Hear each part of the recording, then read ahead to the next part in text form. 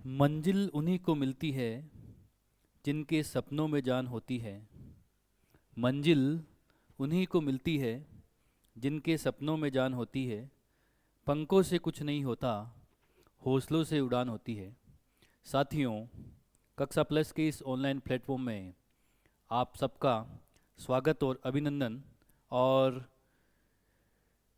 कक्षा प्लस के इस ऑनलाइन प्लेटफॉर्म के माध्यम से हम विभिन्न शिक्षक भर्ती प्रतियोगिताओं का एक बहुत ही महत्वपूर्ण टॉपिक हमारे पास होता है, बाल विकास और शिक्षा शास्त्र। मनोविज्ञान के रूप में भी हम उसको डिफाइन करते हैं। उसी से संबंधित एक श्रृंखला हम लेकर आए हैं और उसी श्रृंखला के अंतर्गत आज हम यहाँ पर देखने वाले हैं एक बहुत ही महत्वपूर्ण विषय हमारे पास में है, और वो विषय है वृद्धि और विकास।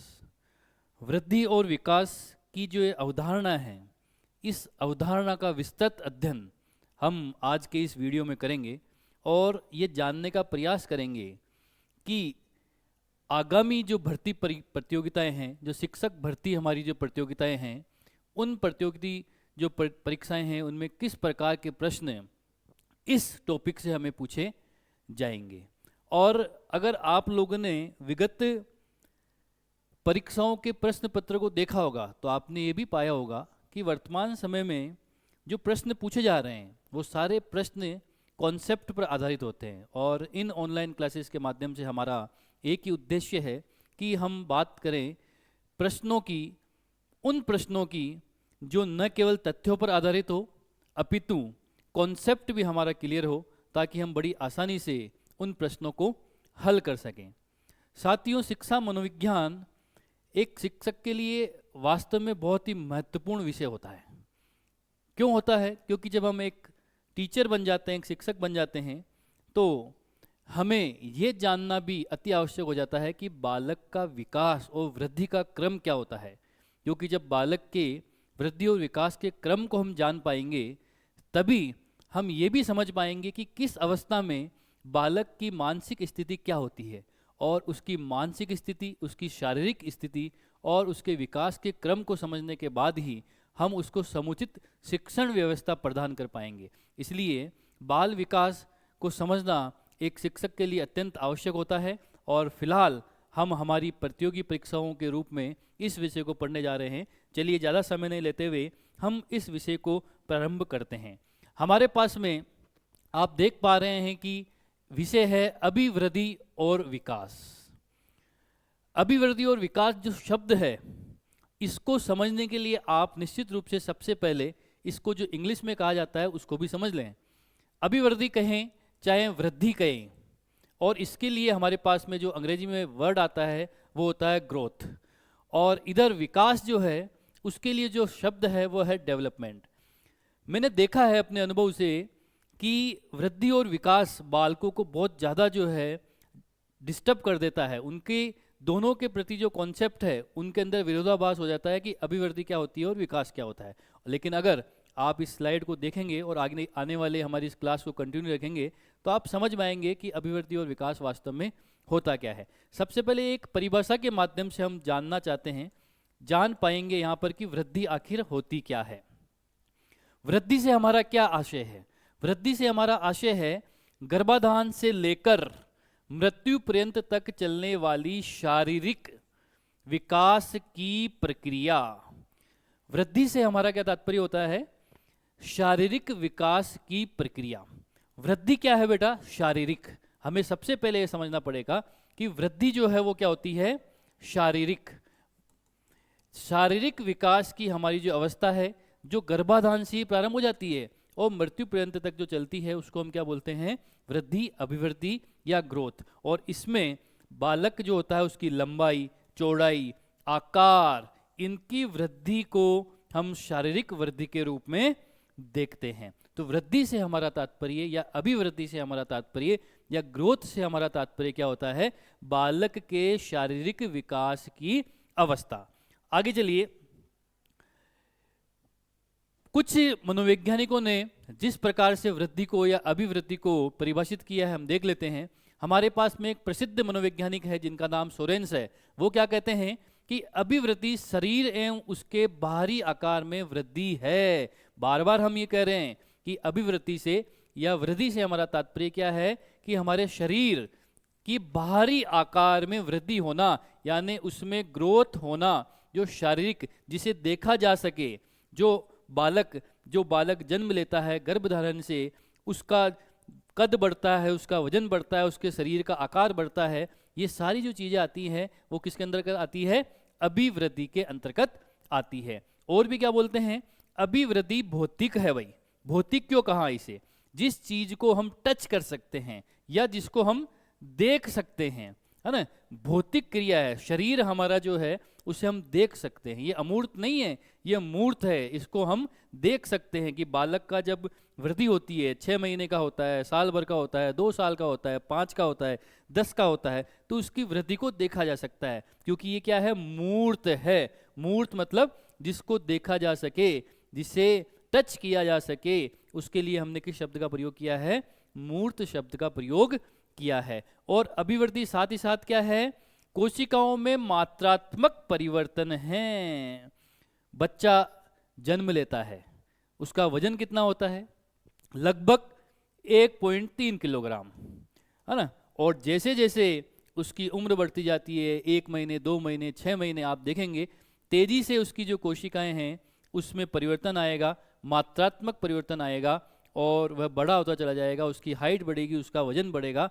तो वृद्धि जो है, जो अभिवृद्धि जो है, जो ग्रोथ जिसको हमने कहा है, वो कैसी होती है? मात्रात्मक होती है, उसका परिवर्तन मात्रात्मक होता है। आगे चलिए, अब हमने वृद्धि को अब तक समझा, और वृद्धि को हमने जब समझा तो हमने देखा कि वृद्धि किससे संबंधित होती है? शारीरिक से। ये एक मात्रात्मक परिवर्तन है शरीर के आकार में, और उसकी जो रचना है उसके अंदर जो परिवर्तन है, जिसे मूर्त क्रिया हमने कहा, उसको हमने क्या कहा है? वृद्धि अभिवृद्धि का है। अब हम बात करते हैं विकास की। विकास के लिए मैंने अभी पहले भी कहा था कि हम क्या बोलते हैं इसको? डेवलपमेंट। इससे क्या मतलब है भाई? संपूर्ण रूप, आकार, गुण एवं व्यवहार में परिवर्तन क्या कहलाता है? विकास कहलाता है। आगे चलिए, विकास विभिन्न प्रकार के अभिवृत्तियों जैसे शारीरिक, मानसिक, सामाजिक, संवेगात्मक आदि का योग होता है। देखिए, हमने इधर कहा वृद्धि। वृद्धि के लिए हमने कहा ये क्या होता है? शारीरिक। और यहाँ हमने कहा विकास। और जो विकास है इसमें क्या है? वृद्धि तो निहित है ही, लेकिन इसके साथ में क्या है? इसमें मानसिक विकास भी निहित है। इसमें बालक का संवेगात्मक विकास भी निहित है। इसमें बालक का बुद्धि का विकास भी निहित है, या जिसको हम कहें संज्ञानात्मक विकास भी निहित है।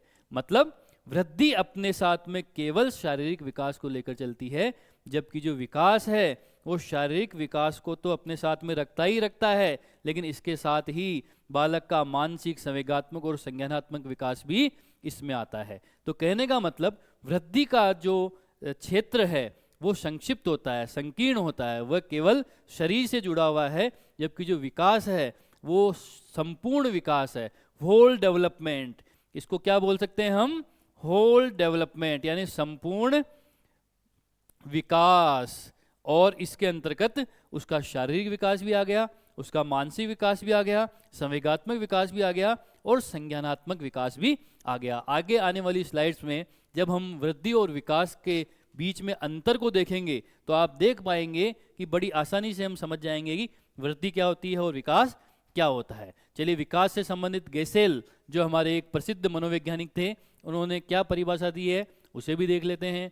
विकास वह प्रक्रिया है जो व्यक्ति में एक प्रकार का परिवर्तन उत्पन्न करती है साहब, और जिससे व्यक्ति की कुशलताओं एवं योग्यताओं में वृद्धि होती है, अर्थात गुणात्मक परिवर्तन होता है। हमने जब बात करी थी वृद्धि की, ग्रोथ की, तब हमने क्या कहा था कि मात्रात्मक परिवर्तन होता है। मात्रात्मक परिवर्तन मतलब उसके शरीर में परिवर्तन होता है। यहाँ परिवर्तन कैसा हो रहा है? गुणात्मक परिवर्तन हो रहा है। उसके संवेगों में भी परिवर्तन हो रहा है, उनका भी विकास हो रहा है। उसका संज्ञान जो है, उसकी जो बौद्धिक क्षमताएं हैं वो भी बदल रही है, और साथ ही साथ उसका सामाजिक जो ज्ञान है वो भी बदल रहा है, तो इसका जो परिवर्तन है वो कैसा होता है? गुणात्मक परिवर्तन होता है। चलिए आगे चलते हैं। मुनरो ने भी एक विकास से संबंधित परिभाषा दी है, और मुनरो क्या कहता है?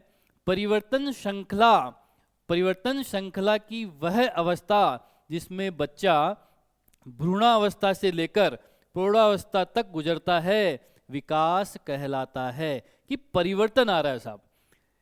बालक, बच्चा जब पैदा होता है तो वो बिल्कुल फ्लैट है, उसके अंदर किसी भी तरह के संवेग नहीं है, किसी भी तरह के संज्ञान नहीं है, सामाजिकता उसके अंदर नहीं है। लेकिन जैसे जैसे उसमें परिवर्तन की श्रृंखलाएं आएगी, वह विभिन्न अवस्थाओं से गुजरता जाएगा, शैशवावस्था, बाल्यावस्था, किशोरावस्था, वैसे वैसे ही उसके अंदर परिवर्तन आएंगे। और वो परिवर्तन कैसे होंगे? संज्ञानात्मक परिवर्तन आएगा। उसके अंदर परिवर्तन कैसा आएगा? संवेगात्मक परिवर्तन आएगा। उसके अंदर परिवर्तन कैसा आएगा? उसके अंदर जो परिवर्तन होगा वो सामाजिक परिवर्तन आएगा। उसके अंदर परिवर्तन कौन सा आएगा? क्रियात्मक परिवर्तन आएगा। और ये परिवर्तन की जो श्रृंखला है, जो उसके जन्म लेने से प्रारंभ होती है, भ्रूणावस्था से प्रारंभ होती है, और जब तक वो प्रौढ़ हो जाता है तब तक बहुत तेजी से चलती है। ऐसा नहीं है कि वो रुक जाती है, जीवन पर्यंत चलने वाली प्रक्रिया होती है। लेकिन प्रौढ़ावस्था तक जो तेजी से वो चलती है, उस सारे क्रम को इसने क्या कहा है?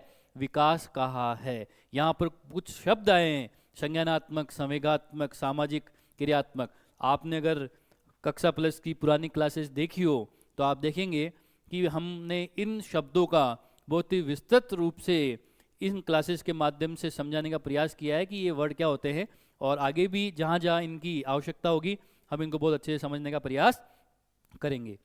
आगे चलिए भाई, ये जो हमने अभी विकास और वृद्धि देखी, अब इसमें अंतर क्या है? क्योंकि जब अंतर हम पढ़ेंगे तो हमारे दिमाग में निश्चित रूप से एक खाका बन जाएगा कि विकास क्या होता है और वृद्धि क्या होती है। तो अभिवृद्धि को हमने क्या कहा था? ग्रोथ। आप हमेशा इसको याद रखें। और विकास को हमने क्या कहा था? डेवलपमेंट। देखिए भाई, हमने अभी कुछ परिभाषाएं पढ़ी और कुछ समझने का भी प्रयास किया। उसके माध्यम से आप देखेंगे कि इन दोनों के बीच में आखिर परिवर्तन होता क्या है, इनमें अंतर होता क्या है। हमने कहा अभिवृत्ति क्या है भाई? शारीरिक परिवर्तन है। परीक्षा में आपसे प्रश्न पूछा जा सकता है कि निम्न में से कौन से कथन सत्य है, कौन सा कथन असत्य है। तो इसी तरह के प्रश्न वहां से उठाए जाएंगे। अभिवृत्ति क्या है भाई? शारीरिक परिवर्तन। हमने जब बात करी थी स्टार्टिंग में, तभी हमने बोल दिया था कि अभिवृत्ति से, ग्रोथ से हमारा तात्पर्य क्या है? बालक के अंदर होने वाले शारीरिक परिवर्तनों से है। उसके आकार में, उसकी लंबाई, उसकी ऊंचाई, उसका वजन, ये सारे जो शारीरिक परिवर्तन हैं वो क्या कहलाते हैं? वृद्धि कहलाते हैं, अभिवृद्धि कहलाते हैं। लेकिन विकास का जो परिवर्तन है वो कैसा है? शारीरिक, मानसिक, सामाजिक, संवेगात्मक, व्यवहारिक परिवर्तन। अभी पिछली स्लाइड में ही मैंने विस्तृत रूप से ये सब बताए थे कि अभिवृद्धि केवल शारीरिक परिवर्तन करती है, लेकिन विकास के अंदर शारीरिक परिवर्तन तो निहित है ही, उसके साथ साथ मानसिक परिवर्तन भी होगा बालक का, सामाजिक परिवर्तन, संवेगात्मक विकास, व्यवहारिक परिवर्तन, यानी कुल मिलाकर संपूर्ण परिवर्तन, यानी होल डेवलपमेंट। ठीक है, परीक्षाओं में बहुत सी बार प्रश्न भी पूछा गया है, क्या विकास में अभिवृत्ति निहित है? तो निश्चित रूप से विकास में तो अभिवृत्ति निहित है, क्योंकि जो शारीरिक परिवर्तन है वो विकास में भी आता है। लेकिन अगर ये प्रश्न पूछ लिया जाए क्या अभिवृत्ति में विकास निहित है, तो ऐसा नहीं है। अभिवृत्ति में विकास निहित नहीं होता है, क्योंकि अभिवृत्ति केवल शारीरिक परिवर्तन ही है, बाकी परिवर्तन सारे विकास के अंतर्गत आते हैं। आगे चलिए, ये क्या कह रहा है? आंशिक पक्ष है भाई, ये आंशिक है क्योंकि केवल ये बाल विकास के एक ही पक्ष को छूता है, और वो पक्ष कौन सा है? शारीरिक। ठीक है, जबकि ये जो विकास है ये कैसा परिवर्तन है? संपूर्ण परिवर्तन है, यानी होल डेवलपमेंट है, बालक का संपूर्ण परिवर्तन है, जिसका उसका संज्ञानात्मक, उसका संवेगात्मक और क्रियात्मक तीनों पक्ष उसके अंतर्गत आ जाते हैं। अगला आप अंतर देखेंगे, अभिवृत्ति का मापन किया जा सकता है। बहुत ही सुंदर बात है। मैंने कहा कि अभिवृत्ति क्या है, अभिवृत्ति का मतलब शारीरिक विकास है, और शारीरिक विकास का मापन किया जा सकता है। उसकी लंबाई का मापन किया जा सकता है, उसकी ऊंचाई का मापन किया जा सकता है, उसके वजन का मापन किया जा सकता है। इसका मतलब अभिवृत्ति का यानी ग्रोथ का मापन किया जा सकता है। लेकिन क्या विकास का मापन किया जा सकता है? विकास का मापन नहीं किया जा सकता है। विकास का मापन नहीं किया जा सकता है, क्योंकि ये क्या है? अमूर्त है। क्या है ये? अमूर्त है। इसको देखा नहीं जा सकता है। इसको इंची टेप लेकर आप माप नहीं सकते हैं कि बालक का सामाजिक विकास कितना हुआ, संवेगात्मक विकास कितना हुआ, व्यवहारिक पक्ष कितना मजबूत हुआ। तो इसका पूर्ण रूप से मापन करना संभव नहीं होता है। इसलिए हम ये कहते हैं कि विकास का मापन नहीं किया जा सकता है। आगे देखिए, अगला जो इन दोनों के अंदर अंतर है वो है कि अभिवृद्धि भौतिक है, मूर्त है। भौतिक का मतलब फिजिकल, ठीक है। भौतिक का मतलब फिजिकल, मूर्त का मतलब जिसको देखा जा सके। मूर्त से हमारा तात्पर्य है कि जिसको देखा जा सके। तो हम प्रारंभ से ही कह रहे हैं कि शारीरिक विकास है और शरीर को देखा जा सकता है, छुआ जा सकता है, तो ये मूर्त है। जबकि विकास क्या है भाई? अमूर्त है, अभौतिक है, यानी उसको हम देख नहीं सकते। ठीक है, आप पेन को देख सकते हैं, कॉपी को देख सकते हैं, लेकिन आपके मन में क्या सोच चल रही है, आप किस विषय पर विचार कर रहे हैं, इसको कोई देख नहीं सकता, क्योंकि वो फिजिकल नहीं है। तो दोनों के अंदर एक बड़ा अंतर ये भी है। आगे चलते हैं। आगे आप देखेंगे, अगला जो इन दोनों के अंदर अंतर है उसे भी आप देख पाएंगे कि निश्चित आयु के पश्चात रुक जाती है। भाई जो हमारी अभिवृत्ति है, यानी जो ग्रोथ है जिसकी हम बात कर रहे हैं, ठीक है, वृद्धि की, वो क्या होगा? एक आयु के बाद में रुक जाती है, या कम हो जाती है, या कम हो जाती है, ये भी कहा जा सकता है। ठीक है, बालक की विभिन्न अवस्थाएं होती हैं। शैशवावस्था 0 से 6 तक हम मानते हैं, बाल्यावस्था 6 से 12 तक मानते हैं, और फिर किशोरावस्था जो 12 से लेकर 18 वर्ष तक होती है। इसके दौरान अलग अलग अवस्थाओं में जो ग्रोथ होती है वो अलग अलग तरीके से क्या होता है, उसकी गति होती है। जैसे कि शैशवावस्था में बहुत तेजी से ग्रोथ होगी, बाल्यावस्था में ग्रोथ धीमी पड़ जाएगी, और वापस किशोरावस्था आती है। और किशोरावस्था को इसीलिए शैशवावस्था की पुनरावृत्ति भी कहा जाता है, क्योंकि वो सारे गुण जो शैशवावस्था में होते हैं वापस किशोरावस्था में आ जाते हैं, तो वापस तेजी से होता है। लेकिन एक अवस्था के बाद में क्या होता है, एक आयु के पश्चात जो ग्रोथ है वो वृद्धि क्या हो जाती है, धीमी पड़ जाती है या रुक जाती है। उदाहरण के लिए कहा जाता है कि लड़कियों की जो लंबाई है वो लगभग 14-15 साल की उम्र तक ही बढ़ती है, उसके बाद में या तो वो रुक जाती है या धीमी पड़ जाती है। ऐसे ही बालक जो होते हैं वो 18 साल तक अपनी जो अधिकतम लंबाई है उसको प्राप्त कर लेते हैं। शरीर का जो उनका हड्डियों का ढांचा बनना होता है वो निश्चित आकार ले लेता है। उसके बाद में जीवन पर्यंत उनके आकार में जो कुछ परिवर्तन वजन के घटने बटने उसके हिसाब से आते हैं, लेकिन मूल रूप से जो उनका ग्रोथ होना होता है वो एक निश्चित अवस्था पर आकर रुक जाता है भाई। लेकिन विकास क्या है? विकास जीवन पर्यंत चलने वाली क्या है भाई, प्रक्रिया है। यानी पूरे जीवन चलती है, होल लाइफ, पूरे जीवन पर्यंत चलने वाली प्रक्रिया है। क्योंकि विकास में क्या है, विकास में संज्ञान है, विकास में संवेग है, और विकास में क्रियात्मक पक्ष है। तो आप जैसे जैसे जीवन में नए नए अनुभवों से जुड़ेंगे, नई नई चीज़ों को सीखेंगे, वैसे वैसे ही आपका विकास होता चला जाएगा। तो विकास कभी रुकता नहीं है, जीवन पर्यंत, यानी मृत्यु तक सीखते हैं। हम बोलते भी है ना कि भाई जब तक जीवन है जब तक हम कुछ ना कुछ सीख सकते हैं, चाहे हम संवेगात्मक ढंग से सीखें, क्रियात्मक ढंग से सीखें। एक 35 साल 40 साल का व्यक्ति भी कोई नई ऐसी चीज़ सीख सकता है जो वो नहीं सीखा हो। वो नई भाषा को सीख सकता है, वो नए फील्ड में हो सकता है कि किसी को कंप्यूटर सीखना है तो वो 45 साल 50 साल की अवस्था में भी सीख सकता है। तो कहने का मतलब कि जीवन पर्यंत चलने वाली ये क्या होती है, एक प्रक्रिया होती है। विकास रुकता नहीं है, समय के हिसाब से हो सकता है कि कम ज़्यादा व्यक्ति के ऊपर निर्भर करता है, लेकिन ये जीवन पर्यंत चलने वाली प्रक्रिया होती है। आगे चलिए, अभिवृद्धि प्रत्येक बालक में समान नहीं होती है। देखिए साहब, अभिवृद्धि यानी ग्रोथ प्रत्येक बालक में समान नहीं होगी। आप देखेंगे कुछ बालक ऐसे होते हैं जिनका शैशवावस्था में बहुत जल्दी विकास होता है ना, और कुछ बालक ऐसे हैं जिनका शैशवावस्था में विकास कम है, लेकिन जब वो बाल्य अवस्था में आएंगे तो उनका विकास तेजी से होगा। प्रत्येक बालक इंडिविजुअली डिफरेंट रहता है। जो जेनेटिक कोड वो अपने माता पिता से लेकर आया है उसके अकॉर्डिंग क्या होगा, उसकी अभिवृत्ति अलग अलग होगी। हर बालक की अभिवृत्ति, एक उम्र के जो बालक होते हैं जो एक ही कक्षा में पढ़ते हैं, आप अगर उनको देखेंगे तो उनकी शारीरिक बनावट जो है, उनकी शारीरिक क्षमताएं जो है, शरीर का आकार, उनकी लंबाई, उनकी ऊंचाई, उनका वजन, हो सकता है कि वो असमान आपको देखने को मिलेगा। क्यों? क्योंकि अभिवृत्ति प्रत्येक बालक में समान नहीं होती है। लेकिन जो विकास के पद हैं उनमें समानता है भाई। जो विकास के पद हैं, ठीक है, स्टेप्स जो हैं, है ना, जो स्टेप्स ऑफ डेवलपमेंट हैं उनके अंदर समानता है। ये निश्चित है कि कितने उम्र का बालक कितने शब्द बोल सकता है। सामान्यतः हमको पता है कि बालक अपने शब्दों का, 5 शब्दों का, 10 शब्दों का जो उसका शब्दकोश है वो कितने महीने की उम्र में करेगा। जब बालक 1 साल का हो जाएगा तो उसके अंदर किस तरह की योग्यता आएगी। जब बालक 2 वर्ष का होगा तो कौन सा संवेग उसके अंदर आएगा। जब बालक 4 वर्ष का होगा तो उसके अंदर किस तरह की भावनाएं आएगी। जब वह बाल्यावस्था में पहुंच जाएगा तो क्या उसको किस तरह के समूह के साथ खेलना पसंद होगा, किस तरह के साथ में नहीं होगा। ये विकास के क्रम होते हैं। जब वो किशोरावस्था में पहुंचेगा तो उसका व्यवहार कैसा होगा।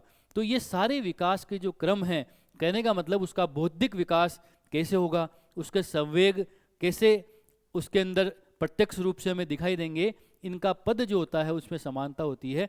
और ये भी नहीं कहा जा सकता कि पूर्ण रूप से ही समानता होती है, क्योंकि हो सकता है कोई बालक की बुद्धि लब्धि अधिक हो, किसी कम हो, किसी की ज़्यादा हो, लेकिन उन संवेगों का उसमें आने का क्रम क्या होता है, समान होता है।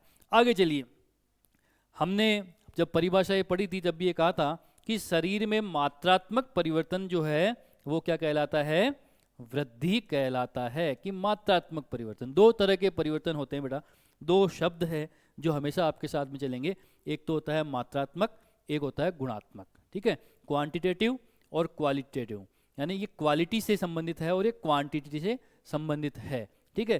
क्वांटिटी मात्रात्मक यानी उसके शारीरिक संरचना से संबंधित, और गुणात्मक यानी उसकी क्वालिटीज जो उसके अंदर आने वाली है, जो उसके तीनों पक्ष हैं, बौद्धिक पक्ष, संवेगात्मक पक्ष और उसका क्रियात्मक पक्ष, व्यवहारिक पक्ष, उससे संबंधित ये सारे के सारे किस में आ रहे हैं, गुणात्मक परिवर्तन में आ रहे हैं। आगे चलिए भाई, अभिवृद्धि बाहरी तत्व है और निश्चित रूप से बाहरी है, जिसे देखा जा सकता है, शरीर को देखा जा सकता है, तो ये बाहरी तत्व है। जबकि विकास क्या है बेटा, आंतरिक है। हो सकता है कि बहुत ही हष्ट पुष्ट और सुंदर सुडोल जो बच्चा है उसका विकास जो है किसी कमजोर बच्चे से कहीं गुना कम हो, क्योंकि हम तो केवल बाहरी तत्व से देख रहे हैं कि बच्चा सुडोल है, मजबूत है, लंबा है, चौड़ा है, सुंदर है, लेकिन हो सकता है कि ये कमजोर दिखने वाला बच्चा, उसका क्या विकास बहुत अच्छे से हुआ हो और वो बौद्धिक क्षमताएं उसकी, या उसके संवेग, या उसके सामाजिक कौशल, या उसके क्रियात्मक पक्ष, ये सारे उस बच्चे से बहुत ज़्यादा अच्छे हो। लेकिन क्योंकि विकास क्या है, आंतरिक तत्व है, उसको देख नहीं सकते हैं, इसलिए हो सकता है कि हम ये महसूस करें कि जो बाहरी रूप से ज़्यादा कुशल दिख रहा है वो कुशल है, लेकिन जब हम देखेंगे उन दोनों की जीवन शैली को या उनके कार्य करने के ढंग को, तो हम ये जान पाएंगे कि पतला, दुबला, कमजोर होने के बाद में भी उसका बहुत अच्छा विकास हुआ है। तो विकास क्या होता है बेटा, आंतरिक होता है, उसको देखा नहीं जा सकता है, ये अमूर्त होता है। जबकि अभिवृत्ति क्या है, बाहरी तत्व है, इसको हम देख सकते हैं। ये देखिए भाई, अभी तक आपने देखा कि अभिवृद्धि यानी ग्रोथ और डेवलपमेंट यानी विकास, दोनों क्या होता है बहुत अच्छे से समझने का प्रयास किया। इन दोनों का जब हमने अंतर देखा तो उससे बिल्कुल हमारे दिमाग में ये स्पष्ट हो जाता है कि अभिवृत्ति क्या होती है और विकास क्या होता है। और परीक्षाओं में इसी तरह के प्रश्न पूछे जाते हैं कि निम्न में से कौन सा कथन असत्य है। 3 आपको अभिवृत्ति से संबंधित दे देंगे, 1 विकास से संबंधित दे देंगे। अब आपको जब तक कॉन्सेप्ट बिल्कुल आपके दिमाग में क्लियर नहीं है कि वास्तव में अभिवृत्ति होता क्या है और विकास क्या होता है, हम शायद उन प्रश्नों को सही करने में सक्षम नहीं हो पाते हैं। देखो, अभिवृत्ति और विकास की अवस्थाएं हैं भाई, अलग अलग वैज्ञानिकों ने अलग अलग अवस्थाएं बताई है और परीक्षाओं में बहुत सी बार ये प्रश्न पूछे गए हैं। जैसे काल सैनिक के अनुसार कितनी अवस्थाएं बताई गई है? 8 अवस्थाएं बताई गई है। और देखिए क्या क्या बताई गई है। पूर्व जन्म काल, जिसको हम कहते हैं कि गर्भावस्था, गर्भधारण का जो काल होता है, एक अवस्था उसने ये भी बताई है। उसके बाद भी इसने कहा है शेषवावस्था से 3 या 4 सप्ताह जब बच्चे का जन्म होता है, आप देखेंगे कि 1 महीने में जो बच्चे का वजन होता है वो 2 गुना हो जाता है। जब बच्चे का जो जन्म होता है उसका जो शारीरिक वजन होता है, अगले 1 महीने में उसका वजन 2 गुना हो जाता है और वो बहुत सारी ऐसी क्रियाएं करने लग जाता है जो जन्म के समय वो बिल्कुल भी नहीं कर पाता होगा। आगे आप देखेंगे आरंभिक शेषवावस्था, इसमें इसने क्या किया है, 1 महीने से लेकर 15 महीने तक की अवस्था को आरंभिक शेषवावस्था के अंदर डाला है। परीक्षाओं में प्रश्न पूछ सकते हैं आपसे कि काल सैनिक के अनुसार 1 महीने से 15 महीने तक के बालक की अवस्था को कहा गया है पूर्व जन्म काल, आरंभिक शेषवावस्था, उत्तर शेषवावस्था। तो ये सारी चीजें हमें पता होना चाहिए। फिर ये कहता है उत्तर शेषवावस्था, यानी 15 महीने से लेकर 30 माह का समय इन्होंने उत्तर शेषवावस्था के रूप में हमें बताया है। आगे चलिए, बाल्यकाल जो है इसको भी इन्होंने 3 भागों में बांट दिया भाई। सामान्यतः बाल्यकाल हम कहते हैं कि बालक का 6 वर्ष से लेकर 12 वर्ष की अवधि तक के समय में हम बाल्यावस्था कहते हैं। इन्होंने इसको एक तो पूर्व बाल्यकाल, दूसरा मध्य बाल्यकाल और तीसरा उत्तर बाल्यकाल। 30 माह से लेकर 5 वर्ष तक की अवस्था पूर्व बाल्यकाल कहा है इन्होंने। मध्य बाल्यकाल 5 वर्ष से लेकर 9 वर्ष की अवस्था को, और उत्तर बाल्यकाल इन्होंने कहा है 9 से लेकर 12 वर्ष तक की अवस्था को। और जो अंतिम इनकी अवस्था आती है वो है किशोरावस्था, जो 12 से लेकर 21 वर्ष तक की होती है। ये किसके द्वारा विभाजित किया गया है? काल सैनिक के द्वारा। सामान्यतः हम जब बालक के विकास और अभिवृद्धि की अवस्थाओं को डिवाइड करते हैं तो हम केवल 3 अवस्थाएं ही बोलते हैं। शेषावस्था 0 से लेकर 6 वर्ष, बाल्यावस्था 6 से लेकर 12 वर्ष, और किशोरावस्था 12 आगे आने 13 से लेकर 18 वर्ष। लेकिन काल सैनिक ने ये विभाजन किया है और परीक्षाओं के हिसाब से महत्वपूर्ण है, इसलिए हमने यहाँ पर इसको समझने का प्रयास किया है। देखिए रोस जो थे, इन्होंने जो अवस्थाएं बताई है उसको भी हम देख लेते हैं। रोस के द्वारा अवस्थाएं बताई गई है उसको भी हम देख लेते हैं। इन्होंने जो अवस्थाएं बताई है, आप देखिए शेषवावस्था जन्म से लेकर 3 वर्ष तक की अवस्था को कहा है। रोस की द्वारा कितनी अवस्थाएं बताई गई है बेटा? 4। परीक्षाओं में प्रश्न पूछे जाते हैं डायरेक्ट, काल सैनिक के द्वारा बालक के अभिवृद्धि और विकास की कितनी अवस्थाएं बताई गई है? 8 अवस्थाएं। रोस के द्वारा कितनी बताई गई है? 4 अवस्थाएं। सबसे पहली शेषवावस्था जन्म से लेकर 3 वर्ष की, उसके बाद में आरंभिक बाल्यावस्था 3 से लेकर 5 वर्ष की, उत्तर बाल्यावस्था 6 से लेकर 12 वर्ष की, और फिर जो चौथी है वो है किशोरावस्था। किशोरावस्था ये कब है बेटा? 13 से लेकर 18 वर्ष की। ये 4 अवस्थाएं हमें किसने बताई है? रोस के द्वारा भी विभाजित की गई है। आगे चलते हैं। यहाँ पर ये किशोरावस्था जो पीछे वाली स्लाइड में नहीं था, हमने वहाँ पर लिख दिया। आगे देखिए, अब हम देख लेते हैं केवल वैज्ञानिकों ने कितनी कितनी अवस्थाएं बताई है, तो फैक्ट अगर परीक्षा में पूछे तो उनका जवाब भी हम दे पाए। कोल व ब्रूस के अनुसार कितनी अवस्थाएं हैं? 12 अवस्थाएं हैं। किसकी अवस्थाएं हैं 12? वृद्धि और विकास। वृद्धि और विकास की जो अवस्थाएं हैं वो कोल और ब्रूस ने कितनी बताई है? 12। रूसो के अनुसार, रूसो कहता है कि बाल विकास और वृद्धि की अवस्थाएं कितनी हैं? 4। और जो शैले हैं उनके अनुसार कितनी अवस्थाएं हैं? 3 अवस्थाएं हैं। तो हमें यह भी पता होना चाहिए कि आपसे परीक्षा में सीधा प्रश्न पूछा जा सकता है कि विभिन्न वैज्ञानिकों के द्वारा, विभिन्न मनोवैज्ञानिकों के द्वारा कितनी कितनी अवस्थाएं हमें बाल विकास और अभिवृद्धि की बताई गई है।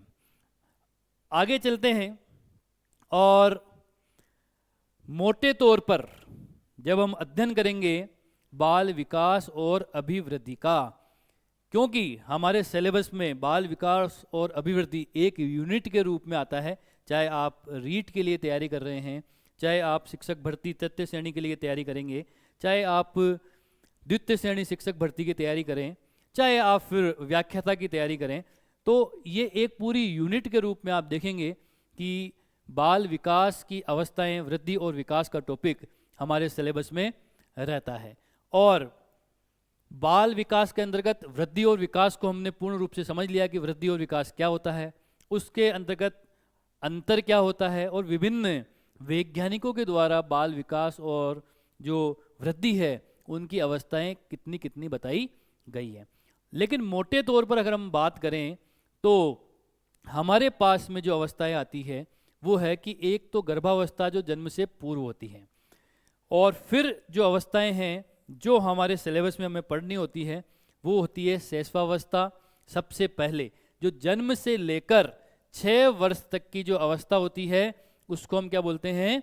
शैशवावस्था, यानी इन्फेंट्री, शैशवा अवस्था, बालक की वो अवस्था जो 0 से लेकर 6 वर्ष यानी जन्म से लेकर 6 वर्ष तक का जो बालक होता है उसे शिशु कहा जाता है, शैशवावस्था उसमें हम उसको बोलते हैं। उसके बाद में बालक की जो दूसरी अवस्था है वह है बाल्यावस्था, यानी उसका चाइल्डहुड। और जो चाइल्डहुड है ये 6 वर्ष के बाद में 6 से लेकर 12 वर्ष तक का चलता है। हर अवस्था में हम जब आगे पढ़ेंगे तो आप देखेंगे कि बालक के शारीरिक विकास के क्रम और विशेषताएं बदल जाती है, बालक के मानसिक विकास का क्रम और विशेषताएं बदल जाती है। आप देखेंगे और जब आप पढ़ेंगे तो आपको बड़ा आनंद भी आएगा और एक समझ आपकी बालक के प्रति बनेगी कि बालक के विकास में उसका क्रम क्या होता है, उसके शारीरिक विकास का क्रम क्या होता है, उसके संवेगों के विकास का क्रम क्या होता है।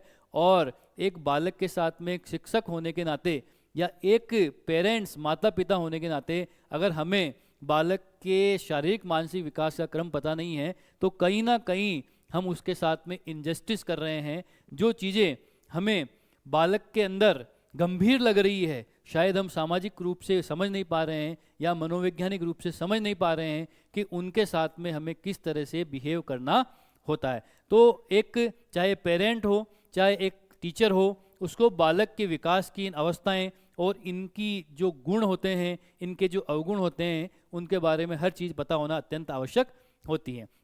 तो बाल्यावस्था जो है वो हमारी 6 वर्ष से लेकर 12 वर्ष की है।